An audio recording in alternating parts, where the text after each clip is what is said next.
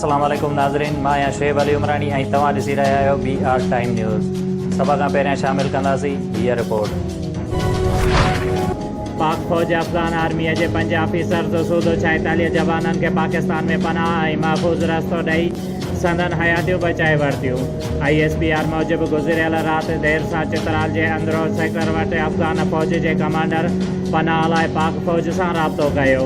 दरख़्वास्त ते पाक फ़ौज अमलदारनि सां राब्ते खां पोइ 5 ऑफिसर जो सूदो 46 जवाननि खे पाकिस्तान में पनाह ऐं महफ़ूज़ रस्तो ॾिनो। नूर मुक़दम क़त्ल केस में अहम अॻ भराई। पुलिस ॾोह में मदद ॾोह लॻाइण ऐं सबूतनि ते परदो विझण जा कलम बि केस में शामिल करे छॾिया।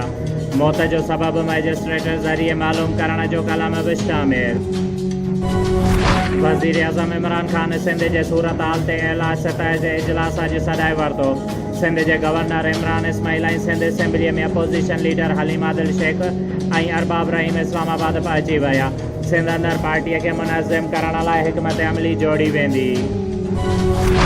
सिंध हाई कोर्ट गुम थियल माण्हुनि वारे केस में सॼे सूबे अंदरि लावारस लाशनि जी DNA कराइण जो हुकुम ॾेई छॾियो। अदालत घरू सेक्रेटरीअ खे नोटिस जारी करे ईंदड़ ॿुधड़ीअ ते तलब करे वरितो। अदालत चयो आहे त लावारस लाशनि बाबति DNA SOP छो तइ न कई वई। तहरीक इंसाफ़ सिंध अंदरि मकानी चूंडूं फौरी तौर कराइण लाइ सिंध हाई कोर्ट सां राब्तो करे वरितो।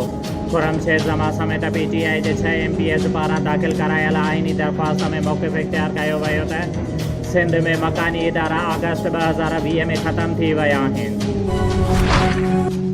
आज़ाद कश्मीर जे कानून साज़ असेंबलीअ जी चूंड में PTI मैदान मारे वरितो। गैर हथमी ऐं गैर सरकारी नतीजनि मूजिबि 45 सीटुनि मां PTI 25 सीटूं हासिल करे हुकूमत ठाहिण जी पोज़ीशन में अची वई। पीपुल्स पार्टीअ जो 11 सीटुनि सां ॿियो नंबर, नून लीग जो 6 सीटुनि सां 3 number. People's party chairman Azad Kashmir चूंडुनि खे धांधली ऐं तशद्दुद सटियल करार ॾेई छॾियो। बिलावल भुट्टो ज़रदारी चयो आहे त इलेक्शन कमीशन तहरीक इंसाफ़ जे ख़िलाफ़ वर्ज़ियुनि ते कार्रवाई करण में नाकाम रहियो। उन बावजूदि पीपल्स पार्टी आज़ाद कश्मीर में पहिरियां खां 3 सीटूं वधीक खटियूं आहिनि। मुस्लिम लीग नून आज़ाद कश्मीर में चूंडुनि खे बेशरम धांधली करार ॾेई रद्द करे छॾियो। मरियम नवाज़ चयो आहे त चूंड जा नतीजा न तस्लीम कया आहिनि न ई कंदसि। मूं त 2018 वारी चूंडुनि जा नतीजा बि तस्लीम न कया ऐं न ई हिन जाली हुकूमत खे मञियो आहे। सूबाई वज़ीर नासिर शाह चयो आहे त सिलेक्टेड हुकुमराननि खे बि न बख़्शियो। धांधली ऐं प्रीपोल रैंकिंग जा समूरा रिकॉर्ड तोड़े छॾिया आहिनि। आज़ाद कश्मीर इलेक्शन कमीशन अंधी ॿोड़ी ऐं गूंगी बणियल आहे। पंहिंजे बयान में नासिर शाह चयो आहे त सीज़ पोलिंग स्टेशन ते घुमंदा रहिया ऐं पुलिस एहलकार माण्हुनि खे हुकुमरान पार्टीअ खे वोट ॾियण जो चवंदा रहिया।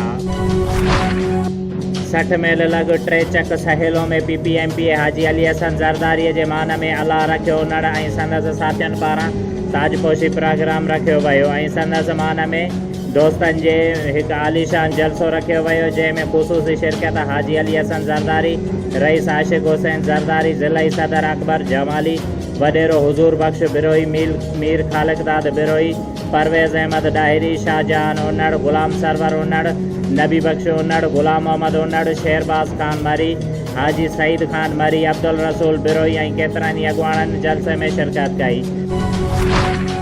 बिरिया सिटीअ जे मेन चौक ते 15 खां मथे हथियारबंदनि जी सरेआम ॻोठाणनि मथां हमले में बिरिया रोड जे ॻोठ शजा मोहम्मद विस्तड़ो वासी ऐं ॻोठ पुलो वहाण वासी 12 खां मथे ॻोठाणा सिकंदर अली विस्तड़ो, साजिद विस्तड़ो, ज़ीशान विस्तड़ो, हुसैन बख्श विस्तड़ो, माजिद, नौशाद सुहेल, राशिद ऐं शहज़ाद विस्तड़ो ज़ख़्मी थी पिया।